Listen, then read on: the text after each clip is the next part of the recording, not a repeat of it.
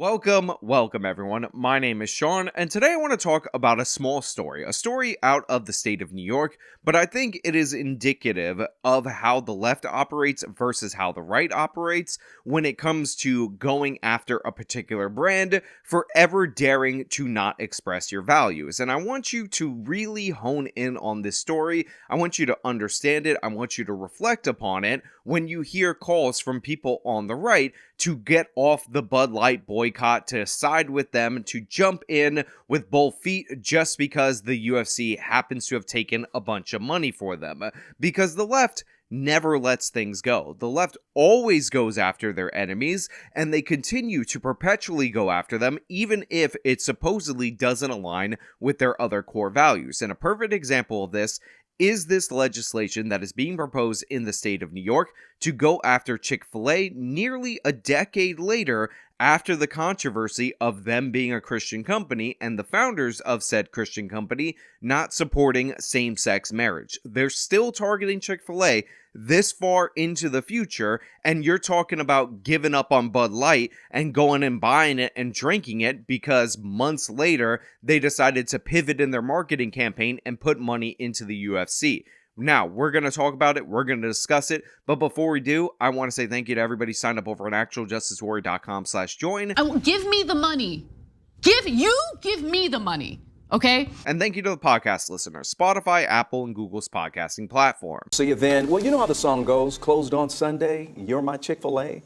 By Kanye, By right? Kanye. There we go. But there's a new bill now being considered in Albany, New York, that could challenge the restaurant's long-standing policies. The bill would require any food location that has a drive-through rest stop to open 7 days a week. So for those of you who need a little bit of background on this story, let me give it to you right here. Chick-fil-A is a place, it opened up, it serves chicken sandwiches, it's become extraordinarily popular. In fact, when it comes to same-store sales, Chick-fil-A actually does significantly better than McDonald's. It's one of the most highly regarded, most profitable fast food chains. They're quite selective in their locations. However, years ago, it came out that the owners of Chick-fil-A, who, by the way, always keep the restaurant closed on Sunday, are in fact Christians. They have conservative Christian values, and they were actually donating money to what is characterized by the left as anti-LGBT organizations. And ever since then, it has been a race for Democrats, for left-wing progressives to target this fast food chain. I believe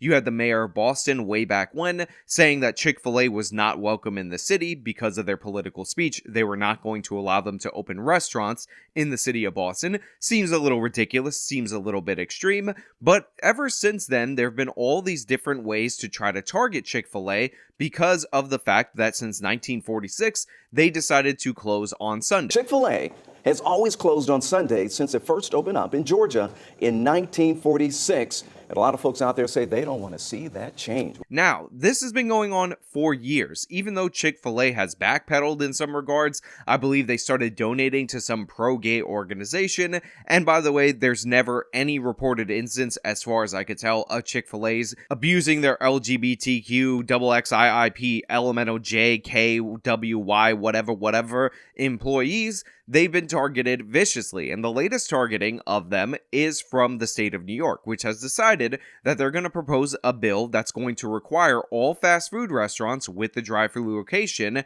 that happen to be near, in, and around a specific highway to be open 7 days a week. I don't think it's going to fly. I could see where they want it for travelers on a Sunday to have more options to eat on the road. Yeah. But Now, the reason I find this to be pretty funny is because I think a lot of people understand and they're bought into the Chick-fil-A mindset that they're at least going to close. They're going to have this one day off. They're going to have Sunday off due to the religious reasons of this private corporation, because, by the way, it's not traded on the public stock market.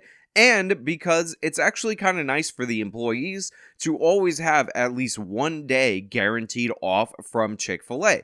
It's actually quite nice compared to the other fast food chains. On top of that, Chick-fil-A, they pay you a little bit of extra money so that the employees are happy. Their average wages, even before the recent minimum wage increases, were higher than your comparable fast food restaurants. And typically, compared to other fast food places, they have a pretty good record of treating their employees well. And supposedly, the Democratic Party, the Progressive Party, the party that's on the side of labor, should be in favor of this. They should be on board with it. But the thing is, Chick-fil-A does these things out of Christian altruism, and because they do those things for that reason, based on the Christian ethic, they are deemed to be enemies of the Democratic Party. So we have legislation after legislation targeting them specifically and trying to use force of government to compel them to be open on Sundays. Now, obviously, it would seem like it would be a problem. It would seem like it would be unconstitutional for the government, the state of New York, to dictate the opening hours of any particular business.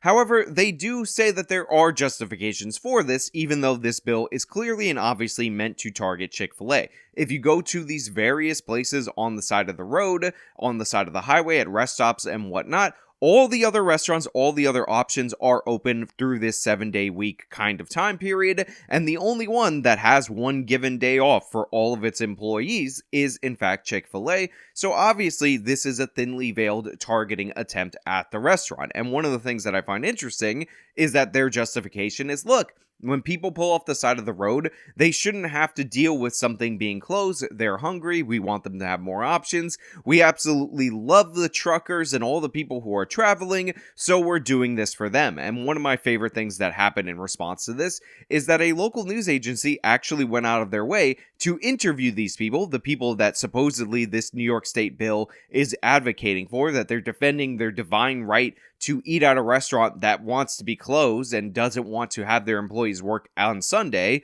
and they responded like this. For some, 6 days of the popular Chick-fil-A restaurant is good enough. You know, if I can get Chick-fil-A 6 days a week and not get it 1 day a week, I'm not hurt. This was the sentiment spoken by the majority of people at the Chittenango service area. Truck drivers who stop at service areas frequently saying that Chick-fil-A should be allowed to stay. So as you heard from the local news reporter right there, the majority of people that they talked to were perfectly fine with Chick-fil-A being closed on Sunday. And by the way, almost everybody is perfectly fine with it, even though they like it, because they feel like it's respectful to the employees and whatnot.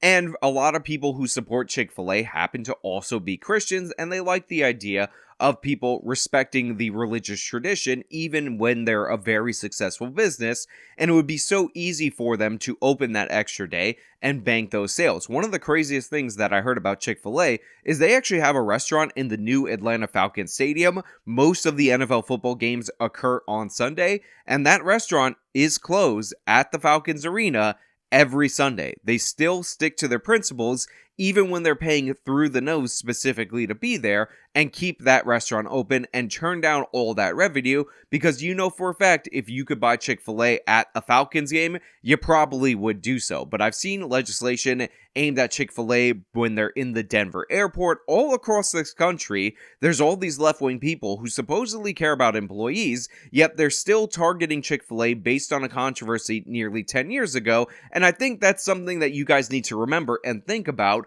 when you're hearing from people that we should let go of the Bud Light thing. We should start buying Bud Light because now they're good and honorable, even though they never apologized, never changed their behavior, and never did anything to make up for what initiated the initial controversy. Basically, the first few minutes of this 9-minute clip is Dana White saying everyone should go out and buy cases and cases of Bud Light because they're more aligned with you than you know. And I agree with him. I don't know how much he can say to drive the point home.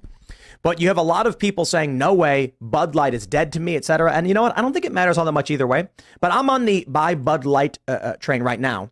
This is one of the greatest victories. You know why? The right boycotted Bud Light. Bud Light sales tanked 30%. Bud Light desperately tries to win back the customers. They sponsor Harley Davidson. Doesn't work. Then they do a massive deal with UFC.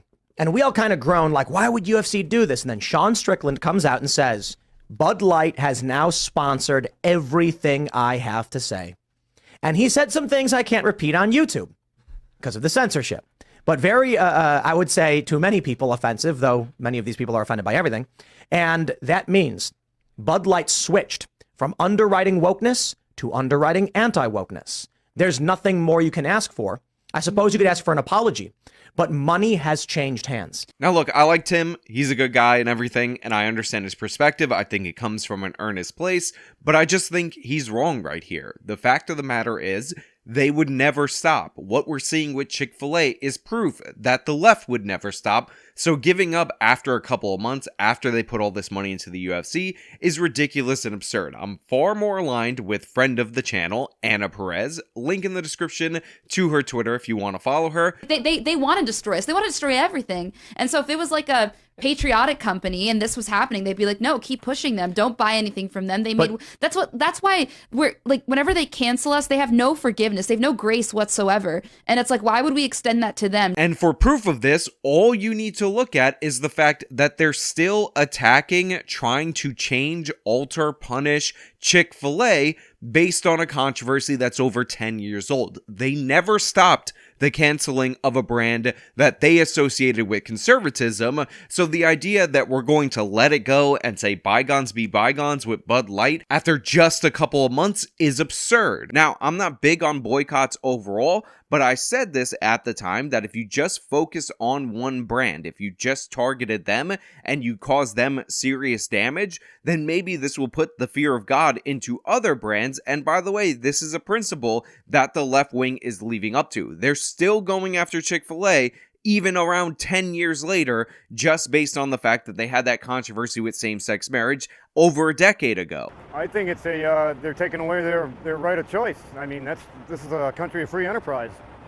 So just because they're closed on Sundays, I don't think they should ban them. It's perfectly fine. People know it. There's Burger King in there. There's, other places.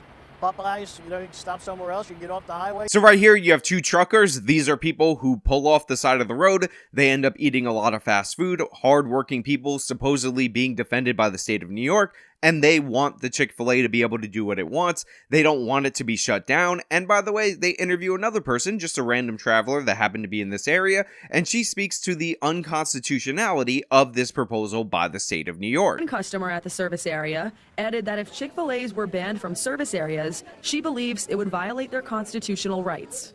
We have freedom of speech and religion. Just because they choose not to be open on Sundays, they are very open about that, and I think that everyone needs to respect that. Whether a proposed bill requiring throughway rest stop vendors to be open 7 days a week is constitutional becomes one of the questions now being debated. Now, whether or not this is constitutional is actually an intriguing question. I believe that it isn't. I believe that the government should not dictate the hours of businesses, but to be clear, there are narrow circumstances where state governments do exactly that. So bars and restaurants are the kinds of businesses that I'm talking about that routinely have their hours of operation at least somewhat restricted by the city and by the state that they tend to operate in. Now, this is due in large part to the fact that the cities, states, local municipalities tend to issue liquor licenses to these places, and with those liquor licenses, there tends to be terms of use or terms of the license that they end up having to follow. So if you're in a particular area, like in Texas, I remember they stopped serving alcohol. I believe it's after 1 a.m. In New York City, it's after 4 a.m., and all these places and establishments end up having to close. However, that can be seen as more of an issue with the license required, but they do issue business licenses to these kind of restaurants.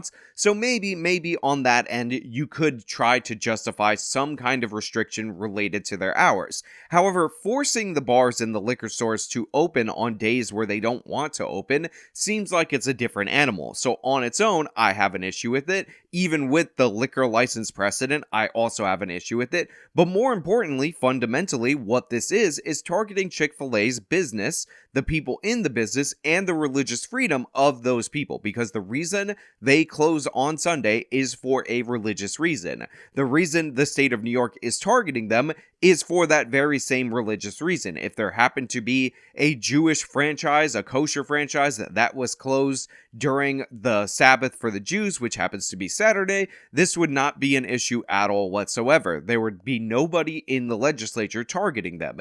If this were an Islamic business and they decided that during Ramadan they were going to close the entire time that the sun was up, I guarantee you none of these people that are talking about this business were going to go after them with any kind of legislation. This is specifically about the Christian religion and specifically about Chick-fil-A. And again, when you have these kind of bills coming out just to target Chick-fil-A seemingly randomly, but it's not random, it really should put it in perspective whenever we're talking about forgiving a brand that transgress against the values of the right so easily just after a couple of months, because they gave Dana White and the UFC a bunch of money. Now, some of you might think that I have not yet proven that this is about Chick-fil-A being anti-gay marriage over a decade ago, but the thing is, this bill is actually proposed by State Assembly member Tony Simone, and when he was running for the State Assembly, he was really running on the idea that he would be the neighborhood of Chelsea's first LGBTQ assembly member. So yes, 100%, this is about this particular issue. That's what he ran on, he eventually won, and one of his first actions in office, or one of his first major actions in office, is to propose such a bill. So it's all about revenge, it's all about fighting back, it's all about punishing companies that don't hold your values, and again, just think about that when you're going to relent on the Bud Light boycott after a couple of months. So yeah, not only am I against this bill, not only do I think it's ridiculous and absurd, but I think it is a big problem that people on the right don't have the stick-with-it attitude, the staying power, that their opponents on the left do. They're still going after Chick-fil-A all these years later, and a lot of people on our side of the aisle are talking about backing off of Bud Light for no reason. They got no apology, they got no concessions, they're actually winning this battle against the company. All you have to do is stay the course, but these people want to back off, they want to give up, they want to surrender, and I don't think that's a good idea, and proof positive of that is the fact that the left never stops their warpath against places that hold your values. But hey, those are just my thoughts. Let me know your thoughts down in the comments below. If you like the video, show them by leaving a like. Subscribe for more content. Follow me on my social media. Support me via the support links in the description of this video. This has been me talking about New York State targeting Chick-fil-A. Till next time.